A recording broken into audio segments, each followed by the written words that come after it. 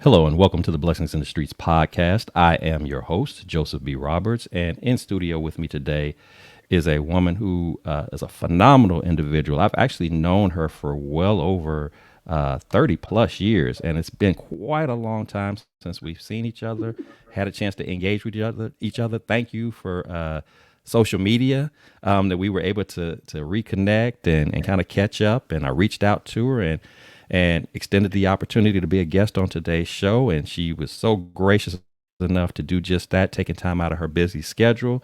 This wonderful woman is an author. She's an entrepreneur, an influencer, mom, Gigi, U.S. veteran, trauma survivor, and get this, the apple of God's eye. You can't beat that. So without any further delay, ladies and gentlemen, let me introduce to you Miss Jeanette Charles. Jeanette, so it's such a pleasure to have you on the Thank show. you. Thank you for having Absolutely. me. Thank you. Absolutely. Like I said, it's been a minute. For my listeners, Jeanette and I met during an internship summer program at Case Western Reserve University in Cleveland, Ohio. So it's Yes, just wow. Just we've just it was a good that was a good experience that we all went through. Those of us, yes, myself, you, and the others, and we've had a chance to reconnect with a couple of those individuals after all of this time. So it's always cool to have those unique experiences that you kind of never forget. So yes. we've matured, we've grown, we've been through some stuff since that time, since our late teenagery years, if you will. So I'm sure, I'm confident that what you have to share today is going to be an awesome testimony about your journey, and I believe somebody's going to be blessed by your story today, including myself. So we're going to go ahead and get started. But before we jump into our segments, I do want to give you an opportunity to just share with our audience just a little bit about yourself, who you are, what you do, where you're from, any little tidbits that you'd like to share. Give them a taste of who Jeanette is as we dig into your journey. Well, thank you so much. Thank you so much, Joseph, for having me. And, I want to thank God for this opportunity. And I absolutely want to thank our other classmates, Georgina and Scotland Rucker, that was with us at Case Western 31 years ago. So I'm Jeanette Charles, Jeanette Denise Charles, and I reside here in Charlotte, North Carolina. I'm originally from High Point, North Carolina, a small town. Yeah, a small town like that, sort of that. And I am the mother of two young sons, Harry and Chase, ages 31 and 28. And I am a Gigi to four grandchildren, a 12-year-old, Wow. a 2-year-old, and a set of twins. So, yeah, I'm a little busy every now and I then. can see. a, And that's a little busy is an basically understatement. yes, but they're not here with me. But I FaceTime with them every other. It seems like every other hour or something like that. So I have to split myself up into four. But the scripture says you can do all things through Christ that strengthens you, right? so Absolutely. it is Absolutely. a joy. So, It's a treat. so North Carolina, I know a Yes. couple of people from North Carolina. I haven't personally been myself. I've always been interested in checking it out. Matter of fact, a good friend of my wife's was grew up in North Carolina. I believe it was in Tabor City. I think it's what it's called. And I have another friend from college that in North Carolina. So again, Mhm. beautiful place. I've just never had Thank a chance you. to check it out. But you know what? You're getting ready to tell us, for those people like myself and others who don't really know about North Carolina life. What I do want to find out, we're going to find out a little bit about North Carolina, a little bit about more Yes. about you. So, Yes. with that said, I want you to take a moment and reflect back to the childhood days growing up in North Carolina. And if you would, just kind of tell us, what was it like growing up in North Carolina, fond memories that you have about growing up, as well as if there were any particular challenges that come to mind that you had to deal with as you were growing up in North Carolina. Please kind of take us through that journey at that time of your life. Okay, sure. So I grew up in High Point, North Carolina. I was born and raised in High Point, North Carolina. Um, So I grew up in a neighborhood actually where Maya Angelou frequented, and Oprah Winfrey and Mr. Robert Brown. He lived. We were all neighbors, and at that time I didn't know who they were. But however, just growing up, my father, he had an eighth grade education, and my mother, I just found out, had a high school diploma. So I grew up in a very impoverished household, to whereas food was scarce, and you had that attitude that you had to struggle for that food. you ate what was in front of you. It was a typical traditional Southern home, and education was a luxury. It was if you could get it. So, and then I have an adopted sister. So we're 9 years apart. And Mm. then there's such a huge age gap. So I basically grew up by myself. I've basically been a loner for a long time. And so now I wait until the late 50s to decide to come out like a butterfly, I guess you could say. So I was fortunate to go to, high school, junior high, and then later to go to college via the military. And so when I was growing up, I was just taught that basic was all you needed, that you couldn't go any further in life. This was it. If you did do more, it would be like discrediting the rest of the family because they didn't have that. So it was like I was the black sheep of the family, often criticized for, the way I looked, the way I dressed, the way I spoke. And so it made me gravitate to different areas versus High Point because High Point was a furniture city. They made furniture. So everyone there made furniture. They worked with their hands. Now the city has grown and developed though. So I had relatives in Connecticut, and that's where I learned like being proper. That's where I learned like etiquette and things of that nature. And then I came back and got ready to go to college. And I think it was right there that the challenges began, and I didn't know it. At that time, even though my parents were Christians, they were the traditional Christian type, meaning that they didn't talk about prosperity and abundance, the faith walk, things that now we're really talking about now coming to fruition.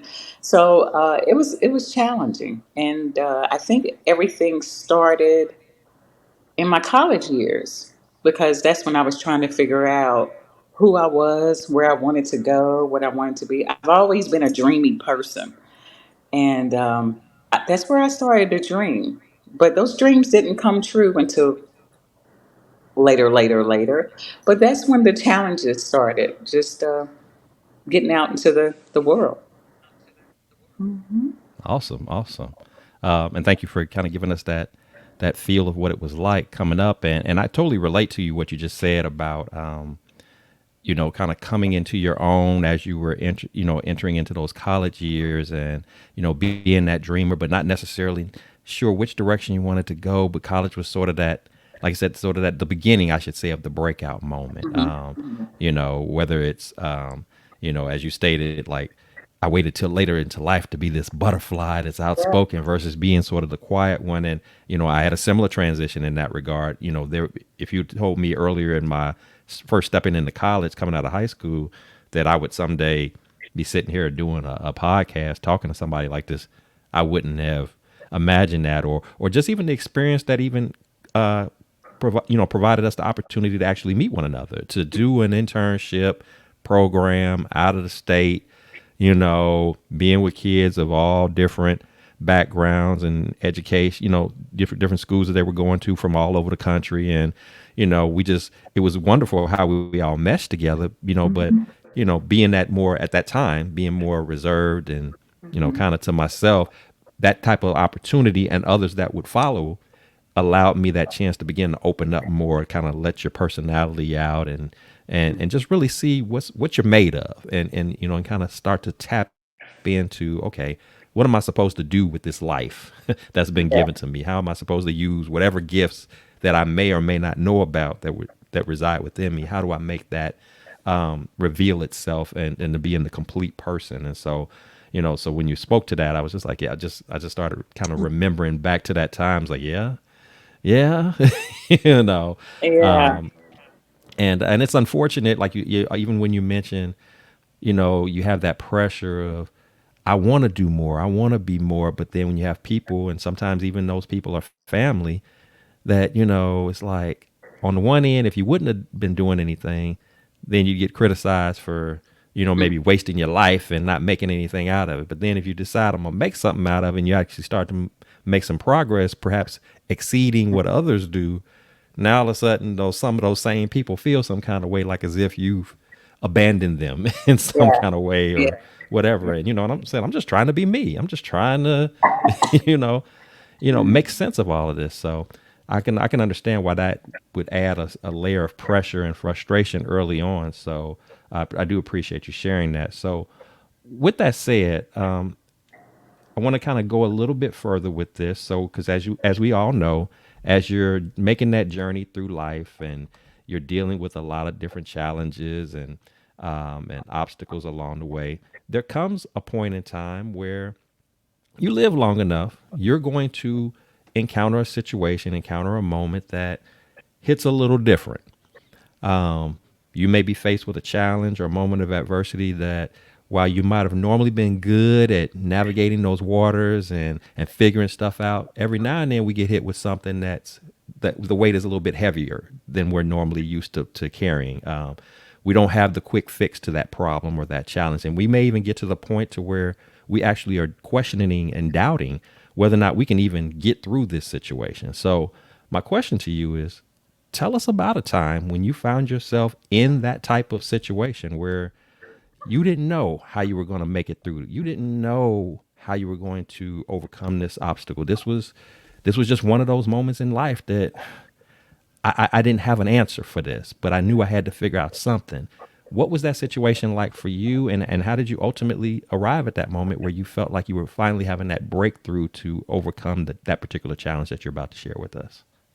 Well, I would have to say probably the first challenging moment. They coincided.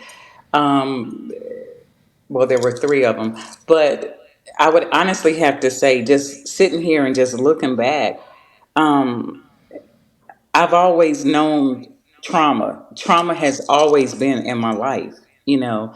And so I think that all of us have to some capacity, some more than others, some might be weighing more than others. But for me, like I said, being in high school and wanting to take accelerated classes, it was always like I wasn't allowed to do that, because it was the betrayal of the family.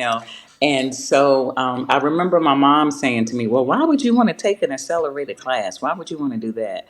And her comments would be like, if you make $8 an hour, be grateful for that. So my name from High Point is Nisi. So she would say to me, Nisi, why would you want to do that? And I was like, well, why not? Because they're doing it.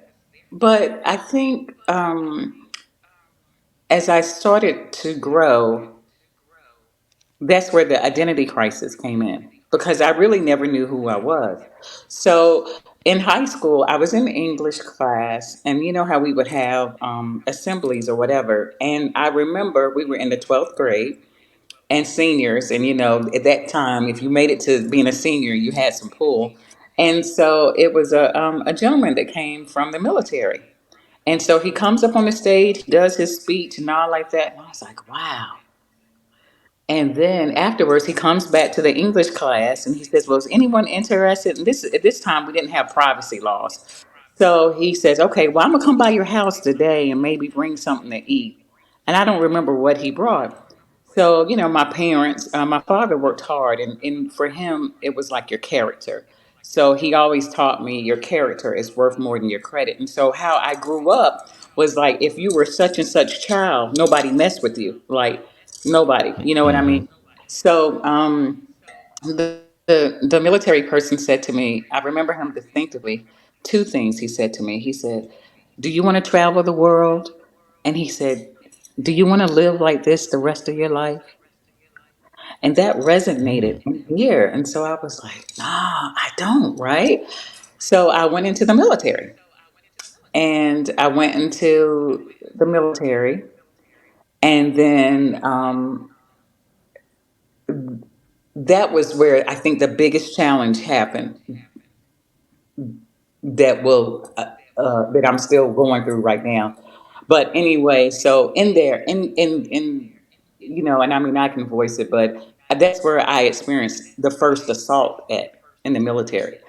And so what happened was I come home out of the military and then I go to college and I try to go to college. My father passes, and then I find out my biological father is alive. So it was like a repeat thing. It was just like a different type of trauma, just a different situation. And it was just like tag you're it, tag you're it, tag you're it, tag you're it, And it just it was a point in my life. I mean, I wasn't a bad person or whatever. I wasn't into doing wild things. It just caused me to just be blank to the world. And so, anyways, after that, I was just, I wasn't living. I was just existing. And there is a difference between the two. And so then I became, and I had my children, became a single mom, put them through college, grad students, straight A students. I'm so proud of my young men. And what happened was, as I was raising them and as they were going through school, we became friends. So I kind of like grew with my kids. So even now, if you see my kids and I, they think that people think I'm their aunt or either their sister. So, Yeah. it's weird how that happens or whatever. And so after that, it was, I became a caretaker for my mom. And I never had a great relationship with my mom. Just my mom was from the country. It was always a black and white thing. She grew up thinking that black people were supposed to serve white people. That's what you did. It wasn't a such thing as an education. Your job was to clean up behind white people, and things of that nature. And I was such a different child. I never accepted that. It wouldn't sit right with me. I just never accepted it. And so I think really here, just taking care of her was when my relationship with my mom changed because I had I've been saved since I've been 14 years old at a church in Connecticut, and taking care of my mom, it was so difficult. My mom was very uncooperative and all like that, and then as she developed dementia, it went back. So then I had to deal with her time and where she was at. So I remember crying out to God and saying, God, if you restore my relationship with my mom, I'm going to give my life to you. That's what I'm going to do because I don't understand this and I don't know what to do. So for the last 10 years of my mom's life, I took care of her. And it was by the grace of God. I mean, it was like I would have a job, I would stop, I would have a job, I would stop, I would have a job, I would stop. I went to school. I got my undergrad at Strayer, and I got my graduate degree from Strayer. I have an associate's degree. I have every degree except for a doctorate, right? So it's weird. 'Cause, you would think someone with this capacity of knowledge, but it didn't turn out like that. And so in that time, what happened was I had sweet silent moments with my mother, and there was a friendship that was developed. And then when she passed, I was there, and I knew it was going to happen.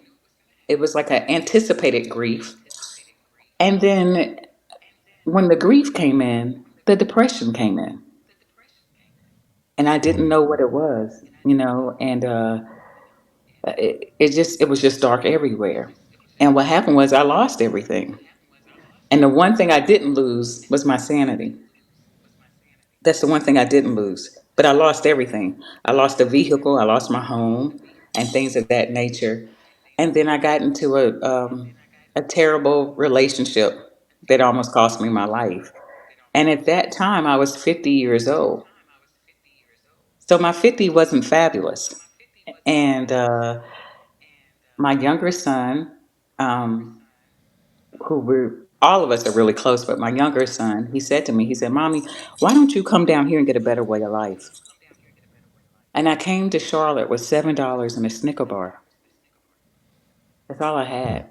And I still was trying to teach. And it was at that point that I went for a doctor's visit and I just happened to go to the VA. And the person said to me, they said, You never collected your VA benefits? I said, What VA benefits? I went for some exams, some tests, and I was able to retire. And it was a lot of people think, oh, well, you're retired. You're not doing anything all day and all like that. No, it takes a lot because at that particular point, all of these situations of trauma that I didn't know about, once I went into the military, and witnessed an assault, they diagnosed me with PTSD. And the whole time, the inconsistencies in my life, having a job, not having a job, witnessing my mother passing, this other terrible relationship, losing everything. So it just compounded it. And that's what PTSD does. It's like a virus and it lays dormant. But when something happens, it triggers it off. And you're left with the after effects of it to figure out what to do. So that's how I got to that point. So, That's where the challenge started. so I want to make sure I'm captured. For first off, thank you for your transparency and sharing this. But I'm just trying to, I guess, further understand and make sure my audience is understanding too.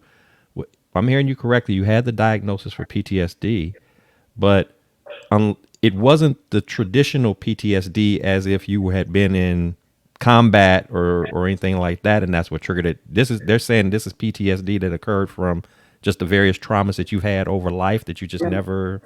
I had the various traumas over life, but when I went into the military, I witnessed an assault. And what happened Okay. was I never told anyone about it. Okay. So when Gotcha. I went to the doctor and they said, "Well, were you in the military?" And I said, "Yeah." I didn't know I was a veteran. I didn't know. And so what happened was that's when I went through tests and stuff. And so when I went in the military and witnessed the assault, all the other events in my life, they were just stressors that Mm-hmm. triggered it off. So they Gotcha. diagnosed me with PTSD, depression, and anxiety.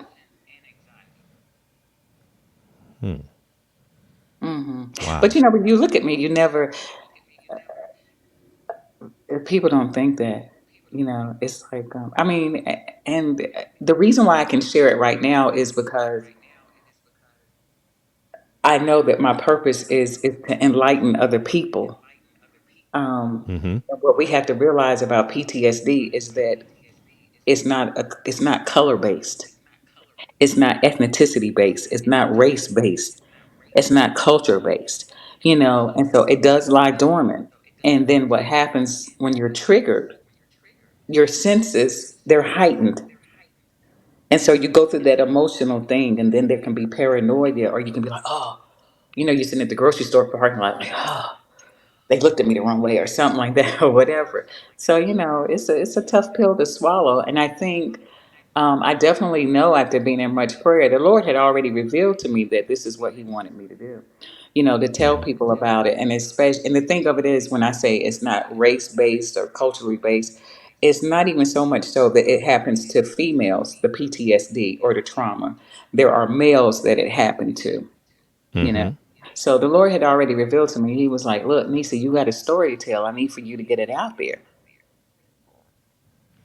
Exactly. Exactly. And that's why I was really trying to make that connection. Like, there's the assault that I see, but then it's not just the assault in itself that creates the PTSD.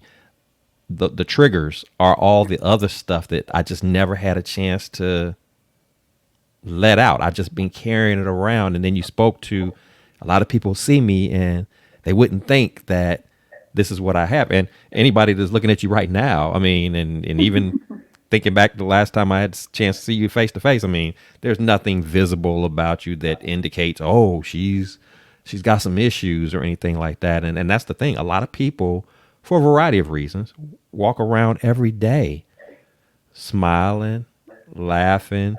They may Mhm. be some of the best people that you know, but when you're not around them and they are in their own private, spots, whether it's at home, in their rooms, whatever, you don't know that they're just battling mentally, emotionally, spiritually, dealing with pains that may stem back as far back as childhood. And I think yours is a perfect example of that.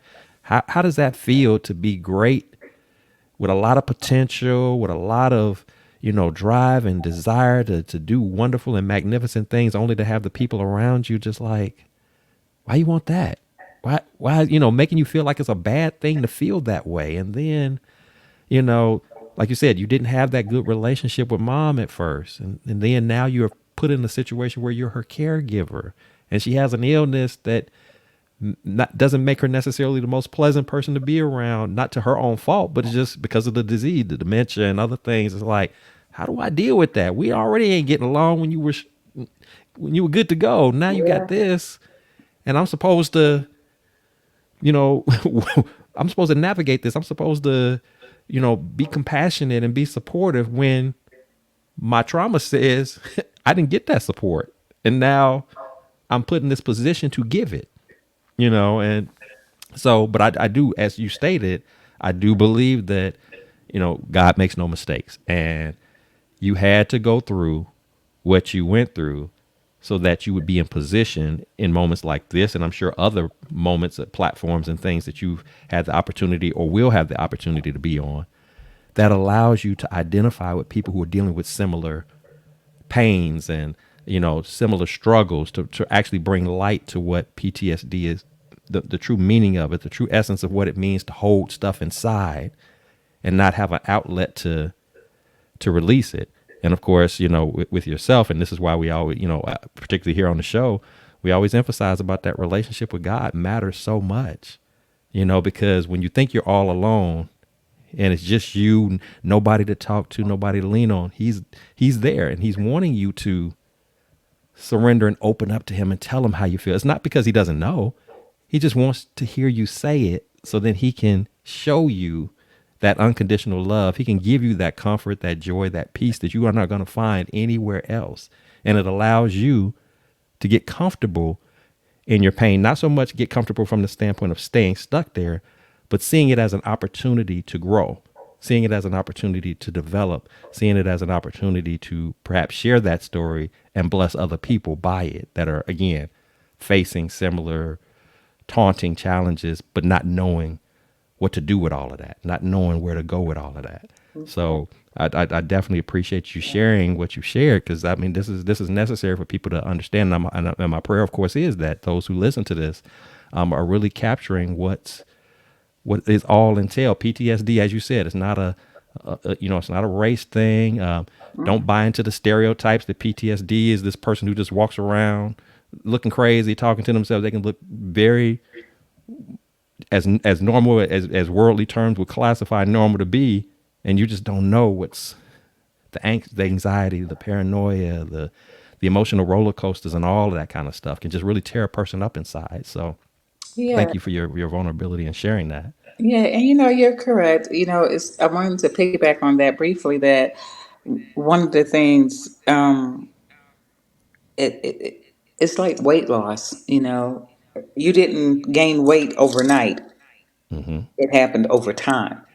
But we have to do our due diligence. And one thing I can say about PTSD and depression, um, you never forget the incident, but it's just that certain things can not necessarily take you back there, but it can just make you afraid.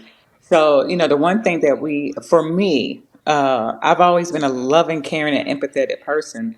When it came down to my mom, it was just an opportunity. And I remember telling my mother often, it's a pleasure to serve you. It is a pleasure. Mm. So everything I did for her, from taking care of her to bathing her, I mean, my mom smoked 4 packs of cigarettes a day. And, Mm. when I started taking care of her, she stopped smoking. And we developed a beautiful mother daughter relationship. And my mother came from a place of she didn't tell me that she loved me. So I can count. I think before she passed, she did tell me that she loved me. And it was 3 days before she passed. And we know what those 3 days signify with Jesus, right? But I think the thing of it is that one thing we have to realize sometimes when you're dealing with trauma, and especially in our community, in our African American Mm-hmm. community, that sometimes it's generational. And I remember people would say, well, Nisa, your mom just loves you the best way that she knows how. But for me, I've always been one of those kind of people that I'm hungry for more. So I wasn't allowed to be Mm-hmm. hungry for food. I wasn't allowed to be hungry for education. I wasn't allowed to be hungry for prosperity. I wasn't allowed to be hungry for abundance. So now I'm still hungry. I have a huge appetite Mm-hmm. for it. And I know without a shadow of a doubt that Once I was diagnosed with PTSD and I was sitting there, I began to get into the ministry with a pastor in Chicago and been with him since then. And one thing that I learned, he said, God did not give you a spirit of fear. And that's why on my Facebook profile, it says I'm the apple of his eye. Because once you learn your identity in Christ, to say no weapon formed against you shall prosper, no, you better say it and you better say it and you better say it good. Because, the adversary is mad and he's just seeking who he can devour. But once you know your identity, and then you start feeding, you're sowing the seeds of dominion. Psalm 91, 10 and 11. I'm looking up there up above my door. It said, no evil shall come upon my dwelling, which means no evil, no cancer, no COVID, no plague, no disease. So the Bible, when I started studying it, because of how I grew up, I thought the Bible was just a book that was talking about Mm-hmm. Paul, Matthew, Mark, Luke, John. But what we have to realize is that the miracles that happened in the Bible can happen for us. And that Mm-hmm. we are the seed of Abraham. If we look in the book of Genesis, and there is a covenant, a promise that God made, and we're his seed. So now, when it appears that I'm being hungry for more, no, I just have faith in the blessing that was promised to me in Genesis. And I think another thing that attributes to all of this is that I'm empathetic. If a female, and I'm going to say female because I don't really very seldom, I haven't come across a male that's experienced trauma, but I'm very empathetic with them. And the first thing I tell anyone, you can't address something if you don't acknowledge it, right? But once you acknowledge it, you got to forgive your perpetrator. And people don't understand Mm-hmm. forgiveness is not for them, it's for you. Because if you want to access the blessing, you cannot hold anything right here. That's why it was so easy for me to take care of my mother. And I didn't understand it. And it was like, what am I going to do? How are we going to eat or whatever? And even though situations came up, and when she passed, the one thing I rejoiced in, the Bible says, honor your mother and your father so that your days shall be long here on this earth. And I'm a living witness that what the devil meant for bad, God turned it around for good Mm-hmm. because in 3 days, I will be 55 years old. So all of this right here is truth. I picked up that manual, which is your application to life. And Mm-hmm. any answer that you need is in there. And there are people in the Bible that was raped, that had incidents, whereas their sexuality was they were violated. If Mm-hmm. we study that, so sometimes it helps, not sometimes, but more than often, to get connected with someone who can understand your situation and be in agreement with you as far as you going forward and living a divine, healthy life. But any answer that you need to any question is in the Bible. When you get worried, he tells you to be anxious for nothing. When you don't know how your bills are going to be paid, he said, I'm your provider. He said, I'm your healer. I'm your deliverer. So whatever you need is there. You just got to open up that book and don't be ashamed because Mm-hmm. he'll come through. He says that he was the same yesterday as he is today and forevermore. It's just that simple. Wow. Wow. You said a mouthful of that Sorry. that is just Yeah. that no. Okay. Uh, when I say you said a mouthful that is overflowing with wisdom, with Oh, thank you. just power, just authentic, the authentic essence of everything that we need to hear, that we need to understand, that we need to embrace. And I'm so thankful that you shared it and shared it in the way that you did. I can't think of a better way for you to have shared it. just because it was just so genuine, it was so pure, and it was so necessary for us to hear that. So thank you for that. And again, I'm being blessed as I'm listening to you, and Aw. I know our listeners are going to be blessed as well because you're giving the truth. I mean, everything that we need to know, our whole foundational basis for living, is right there in the Bible. And it's not about treating the Bible like a rule book. It's not about treating it like uh, you know, um, this whole list of things you can't do or whatever. It's again, it's just trusting in His word, trusting in who He is and what He represents, and understanding that nothing is impossible with Him in your life. There's nothing you can't overcome without having Christ in your life. And once you realize that, once you know whose you are and who's running the show, who's in charge, I mean, it just changes the whole trajectory on how you deal with those challenging moments in life. So, Exactly. again, thank you so Can much you for. can you still hear me? Cause oh, I can still hear you. It's just your okay. picture turned Cause sideways. That's all. But it's huh? okay. I can still hear you. I can still Okay. hear you. Cause it's like it's Yep. frozen. My yeah. So No problem. You can work through it on your end as best as you can. But okay. again, we're gonna keep talking. We're gonna keep talking through. I can still hear you Okay. and see you, Awesome. so we're good. Yeah. And thank So you so much for thank you so much for sharing the kind words. absolutely, no, absolutely, and it's we need to hear this message, and we need to affirm it. We need to call it what it is, and we need to acknowledge the fact that you have come to that stage in your walk with your relationship with God. It's something that we pray that we all are able to accomplish and achieve. And it doesn't mean that we're perfect. It doesn't mean that we don't have the falling short moments and things of that nature. But the more wisdom that we not only obtain but actually apply to that day to day walk, and truly believing what we're saying, truly believing what we're reading, and just making it be manifested in our day to day. That's how we're able to have that opportunity to reach people and connect with them. It's even those who may not be a quote unquote believer.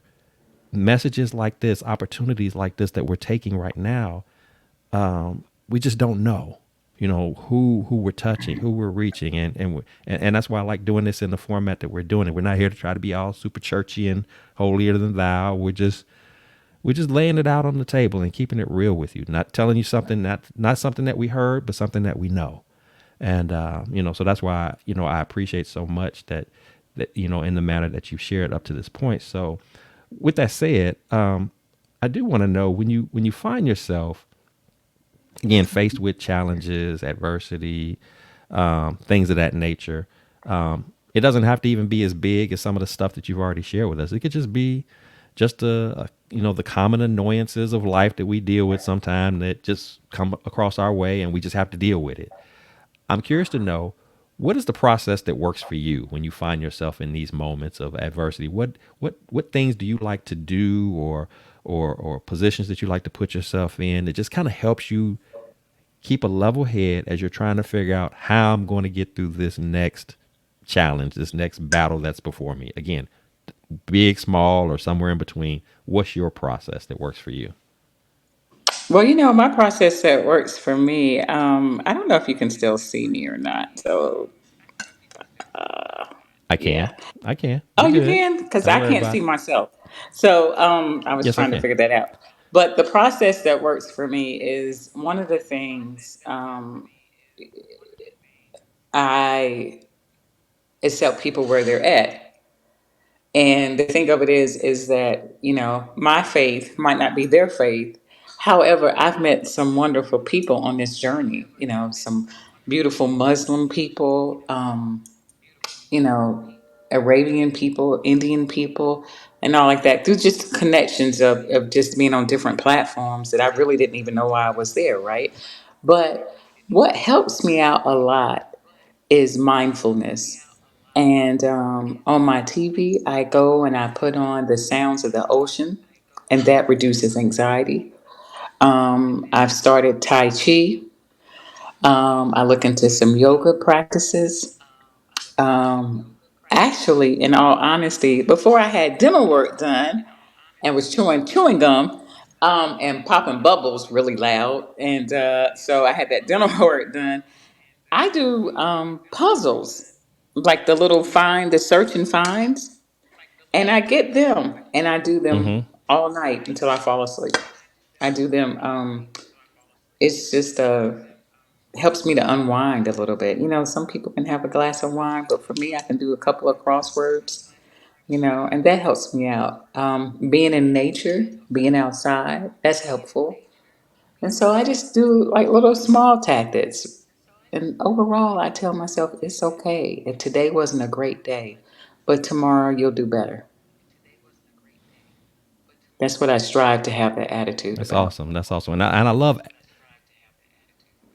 That's Yeah. great. That is great. And I love asking this question to people who come on because just when you think you've heard everything, and or just when you think you're going to hear the predictable, what people would like to call the predictable answer, or you're just going to say, pray about it.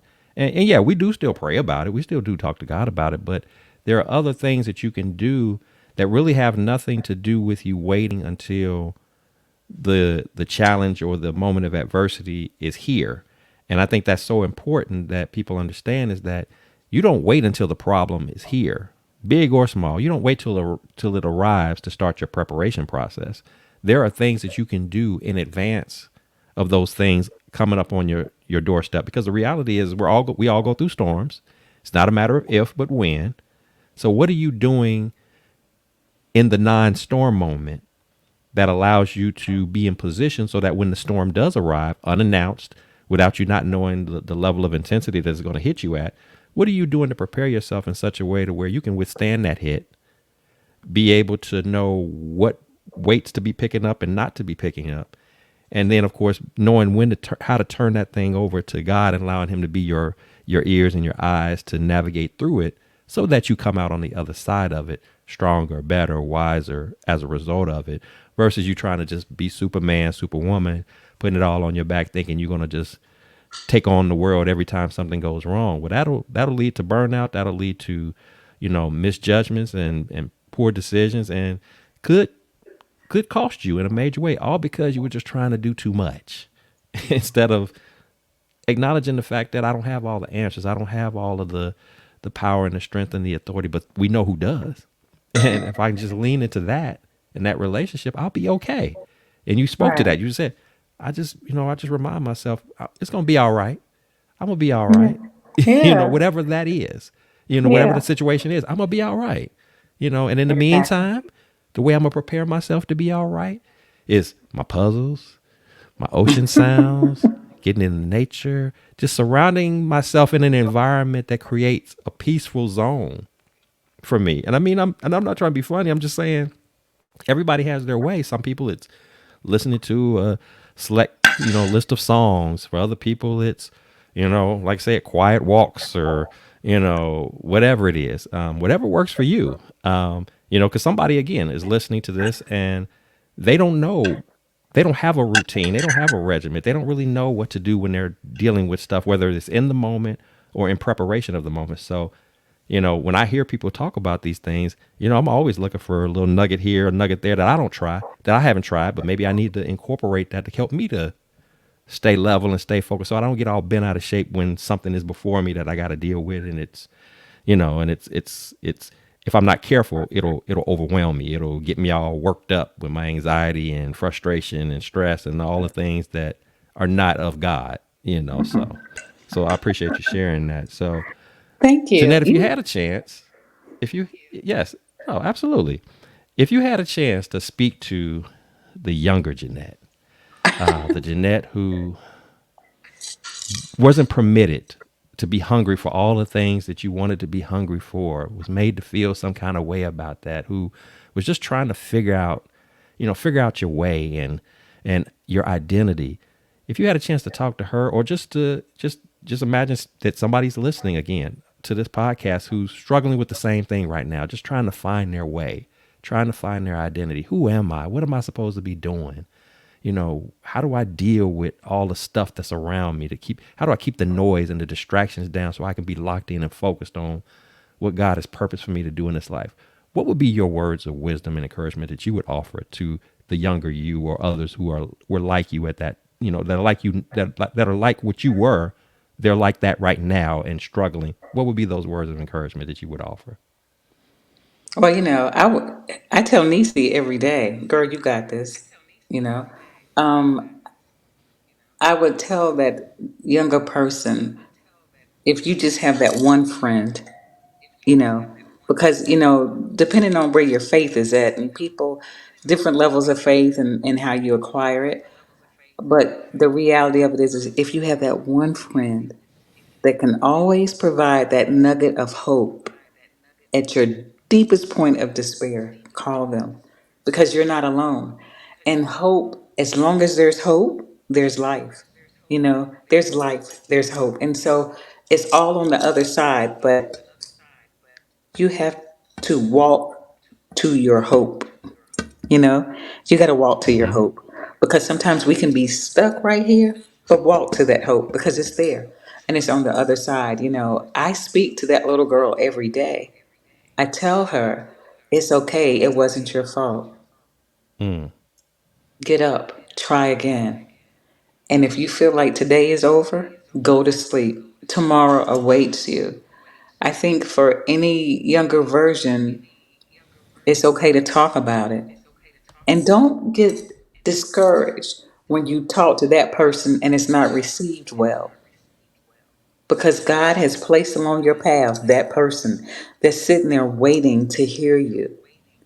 And it's like you'll just see the butterfly just come by with just that little whisper of hope to let you know that it's okay. And I think, yeah, and just be kind because it is a law. There are principles and laws set out in the universe. But when you're kind to people, that kindness comes back. And when you're kind and you're Mm-hmm. loving, discord, strife, and hatred, it just can't even rest upon you. It can't because you're too kind and you're too loving. And so I would tell that little girl, you were made for this, and ouch, it hurts today. Get that band aid, girl, and come on, get up. Let's try it tomorrow. Mm-hmm. Love that. Love that. Very well said. I think that, um, I think, somebody is going to greatly benefit from the exact thing that you just said. Yeah, I That hope so. that's so important. That's so important to just remind yourself. It's okay. It's, Yeah, to tell yourself, you know what? Yeah, this may not have been your best day. Yeah, maybe you said or did or thought something you knew you didn't have any business getting caught up in, but this is not over for you. yeah, So you had a little minor setback. Okay, don't we all? yeah. Does that define who you are? Absolutely Right? not. Does that mean that there's no bounce back, no snap back from that? Lift yourself up, dust yourself off, and keep moving forward. And I love the fact that you stressed about being intentional about going towards that hope. Because I think sometimes we'll, like you said, we'll get consumed in our moment, and we'll host our own little pity party, and we'll just stay stuck right here, or we're waiting for ourselves to be rescued. But part of that rescue process means you going to the help, you going to the source. We know God will get us through anything, but He also wants us to reach out and ask Him, not because He wants us to beg and plead. He just wants, I know you need help. All I want you to do is ask me. Just say, I need help. And then watch me do my thing. Hope is right in front of you. Yes. Just if you got to crawl to it, crawl to it. And then once you arrive at it, watch what happens. But don't just stand still. Don't remain idle. Don't stay stuck and expect things to change. That's just not how the world goes around. That's not how it works. And in the meantime, you're just sitting there further digging into your misery, your sadness, your frustration. When all along the door was open for you to walk up out of, you just needed to take Exactly. a couple of steps. That's all you needed to do. It wasn't Yeah. anything major, just a couple of steps. And Yeah. so we have, the more we understand that and begin to embrace that, and I'm not, and I don't speak to this as if I always had that figured out. And I'm sure you can talk about moments where you didn't always have that figured out, but we learn when we try it and we repeat it, and we start to see it, then it becomes easier to Yeah. do. We're less concerned about how it's going to happen, and we're more embracing that confident that it's going to happen, even if we don't know all the details. And that's the beauty about God as well, is that quit getting caught up in thinking that he's getting ready to explain to you blow by blow and step by step, or thinking that you got to have all the whole details of everything explained to you before you're ready to embrace it. If you know he's in charge, if you know he's the answer, that's all you need to know. Reach out to him and then let him do the rest. You just go where he tells you to go. Walk where he tells you to walk, and just trusting and acting in obedience to what it is that he has for us. So, Yeah. I think, when you said that about the little girl, the one other thing I wanted to add, please, is that yes. dare to be different. Be your own person, have your own style, have your own hairdo, have your own look, because there is no one else that fits your DNA except for you. Even if you're twins, there's no one else, right? And I just wanted to share that, when you're talking about the hope and all like that and stuff, and even one thing that I want to say too, that it's okay to get therapy, and it's okay to get Yes. godly counsel, or or an older woman or an older person that's full of wisdom and knowledge. But it's okay to sit down and to listen. We all have had to. And once you find that safe space and come into the power of agreement, it makes it a little bit easier to walk to the hope. And we all have had to do that. I had to do it today. I had a remarkable person that just took out time out of their busy schedule. And I think what happens is a lot of times people are like, okay, well, if I did it, you can do it too. Oh, don't worry about that. You got it. Tough skin. Suck it up. Don't say nothing or whatever. No, it's not like that. Sometimes people just need to talk. They don't need the judgment. They don't need to know. I mean, they don't want that hardness. They don't want to be beat up. They don't, and unfortunately, we see a lot of this in the church and all like that. But if everyone were to just look into whether it's the Bible, whether it's the Quran, but our Creator, however you look at Him, is love. And that's what He wants you to do. He wants you to consult with Him because He loves you. It's just like your children or your dog, if you don't have kids. But when you love something immensely, you have that door open for them to come and say, ouch, this hurts, right? And that's the way our Creator is. He wants us to know that we are loved and cared for, and things are going to happen.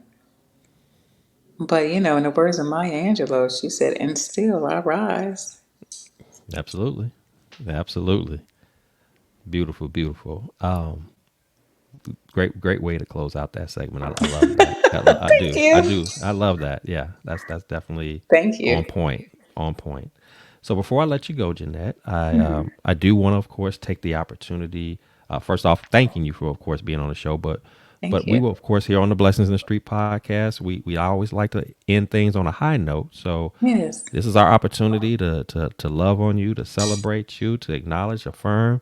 If you got anything that you got going on, Yeah. big, small, or otherwise, that you'd like to share with us, share with Oh, the wow. audience, we would love to hear, what's going on with Jeanette that we need to know about, maybe connect with you on, or just simply pray on it for you, Yeah. in the backdrop, to just that everything is going to work out the way you need it to. So please do share with us any Yes. great Well, news that you got. this what I got, man. This, look, I even have a shirt.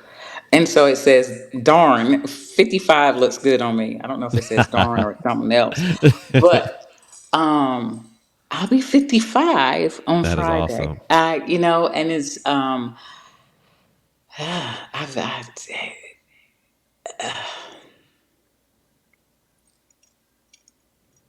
man, I never thought I would make it.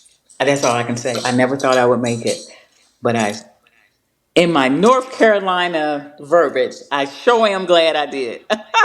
So, Absolutely. yeah, I'll be 55 on Friday, and when you lose a parent, you take care of a parent and all like that, and then you go through the empty nest. And this year, I am extremely grateful, and if anybody wants to just log on to my page and just send me some hearts and say, girl, happy birthday, I appreciate it. I just want some well wishes and some beautiful love to come my way because I'm going into a new season and I've worked hard to get here. That's wonderful. That's wonderful. Yes. Well, definitely happy birthday in Thank you. advance. And of course, obviously, I'm connected with you on social media, so I'm gonna be one of the Yes. first ones on there to show you Yeah. some of that love that you seeking. So we're Yes. gonna definitely pour in on you. And I would encourage anybody else who's Thank you. connected to you or wants to connect to you, hey, just drop some love on the page. Just Yeah. because as you said, well, I mean, just a snippet of the stories that you shared. I totally get why you say, you know what, I didn't know if I was going to be able to actually I say didn't. happy birthday to me, number 55. I mean, Yes.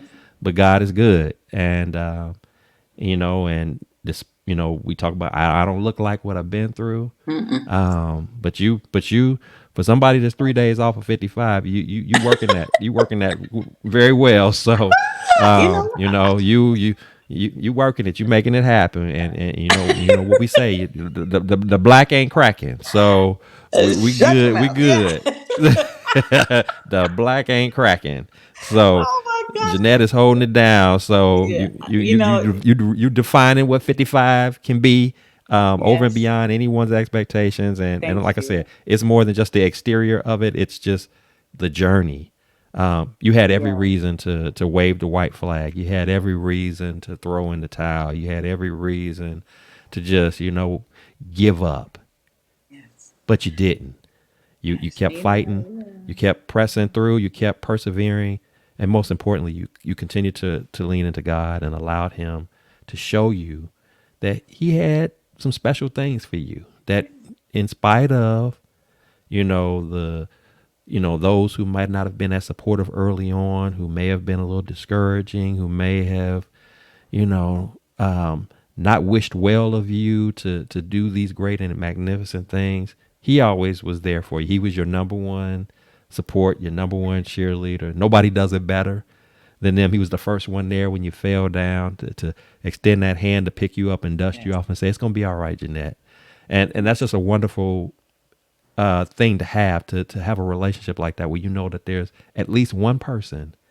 If there's nobody else, there's one person you can always rely upon when you needed to just talk stuff out, and maybe some tears were falling from your eyes, and just knowing that that person was there to listen, no judgment, just again, as you said earlier, just being there in love, just Yes. ready to just again give you that comfort and that joy and that peace to let you know it's gonna be all right. You're gonna be okay. Yeah. I And love understand this conquers all. moment doesn't feel Yeah. good right now, but it's gonna work out. And He's manifested that up to these 55 years, and I truly believe that you are still just scratching the surface of what is to manifest from you, the platforms that God is going to place you on, the opportunities that He's going to provide you, because you have a powerful story and it extends well beyond blessing us here on the podcast to share it. There's others who will need to hear it. There's others who need to see it, see what it looks like to be an overcomer, to not look like what you've been through, and to be able to tell the story and do it with a smile on your face. That's a beautiful thing too. Not smiling because you're glad that that you enjoyed the moment, but it's more of an appreciation of the journey. And so Yeah. I no longer, you talked about earlier, not being ashamed, you know, not beating yourself up about it. It's not your fault. You talked about that, and I think that's an example of what spiritual growth looks like. You stop beating yourself up. You learn that we talk about it, forgiveness even. Forgiveness, yes, it is for us, but sometimes the most difficult person to forgive is not the person that we think that betrayed us or stabbed us in the back or whatever. Sometimes the most difficult person it is to forgive sometimes is us. Right. We'll beat ourselves up, Yeah. you know, Yes. and you deserve to be forgiven too. it's okay for you to forgive you. You know, you don't have Yeah. to walk Well, around with the shame yeah. or anything of that like. So it's a beautiful thing, and I can see that and heard it through your story that is manifested in your life, and that's a wonderful thing. That's a wonderful thing. So, You I'm have sorry, Kurt, to. you had something to say. Yeah. Oh, sorry. Yeah, you have to. You got to forgive yourself, man. You got to forgive yourself because my past doesn't define my future. And one thing that I've learned is that this right here that I've been through is legacy for my grandchildren, and I'm Mm-hmm. just determined to be the best, youngest, flyest, prettiest grandmother ever. So There it's you just so go. funny There you because go. I love those little babies, but I think that it's just so important for us to leave a legacy, and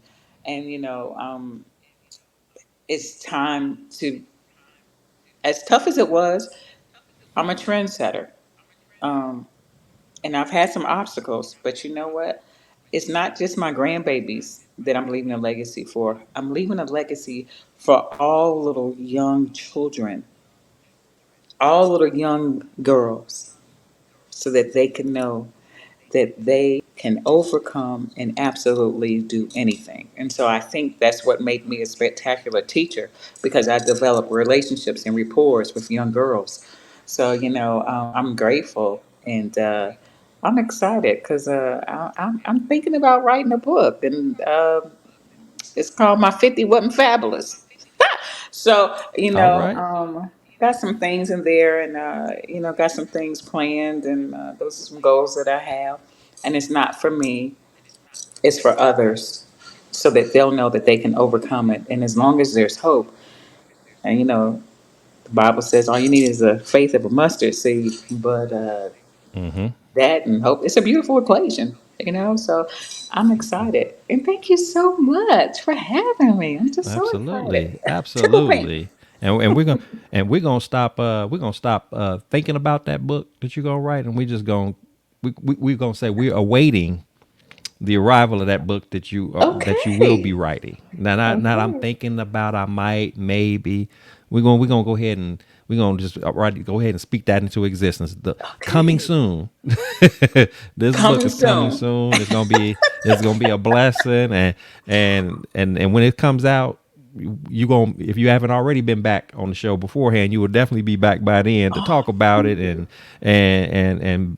and share with the world, hey, why they need to go grab a copy of it today. Yes. Yeah. So, because again, when you're able to put that, I mean, I know how special it was. When I had the opportunity to write a book, something I never imagined that I would do, and just the feeling that you have the first time you're holding that book in your hand and you see your name on it, and Yes. knowing all of the heart and the energy and the effort that you poured into it to share your story. And you're talking about doing the exact same thing. Everybody has their own unique story. Everybody has a story to tell. Yes. So ever since I had the opportunity to do that in print, I'm a big encourager of that, and it doesn't even take a whole lot to it other than get started. you know, if you need pen and paper, if you're a person who needs a recorder, or if you just want to get on your laptop like me and pull up a blank page and start typing, Hmm. whatever that is, just start pouring it out and letting just the words flow. And you got time after all of that is out to do all your tweaking and your editing and all of that to make it all pretty and shiny and everything. But you Yes. get it out because so many people need to hear it. They need to, and you just be amazed. How many people are just touched, moved, inspired by writings. How many people, just even a platform like this, just in the short time that I've been doing the podcast, it's just the feedback that you get, the different stories that you're sharing, and people telling you how valuable it is to you. You kind of underestimate what that is until you start seeing the impact. And so it just inspires you to want to keep doing it because like it means something. It's changing lives. And Yes. so that's what it's all about. So if God has given you an opportunity to go through some stuff, but position you to overcome it so you can be that walking, living example, we got to take full advantage of that and grab it by the reins and make it happen until we breathe that last breath and beat that last heartbeat. We got to leave it all out on the table. So, job well done. So Thank you. awesome. Awesome. So, for those of you who've had the opportunity, the pleasure to listen to our podcast today, if you've enjoyed today's content, please subscribe, please share, please like, please comment. Tell others about the Blessings in the Streets podcast. As you can see, we keep it relatable. We keep it real here. We just pour out of ourselves, being as transparent and authentic as we possibly can, because we want you to know that no matter what it is that you go through, no matter how challenging life may get for you, there's always a way for you to persevere through that. There's always a way for you to overcome it. It's not the end of your story. Don't look at it as that. Look at these moments as opportunities to be a better version of you and allow God to navigate you accordingly through those respective storms of life that come across your path, because it's not by accident. It's necessary. It was required to happen for you to be again, the best version of who you are, and to tap into those gifts that God has placed uniquely in you. As Jeanette said, you're not like anybody else but you. You are the only version of you. So we want to always live in that and to the fullest extent, and not deprive ourselves and not inhibit ourselves unnecessarily. So with that said, here at the Blessings in the Streets podcast, this is a place where your story is your glory, where your relationships are relevant, and where your journey is your joy. I am your host, Joseph B. Roberts, and I thank you so much for tuning in. And until next time, again, God bless. Keep fighting that good fight. Keep persevering. Don't give up, and just know God loves you and he wants nothing but the best for you. Take care of yourselves, and I'll check you out next time.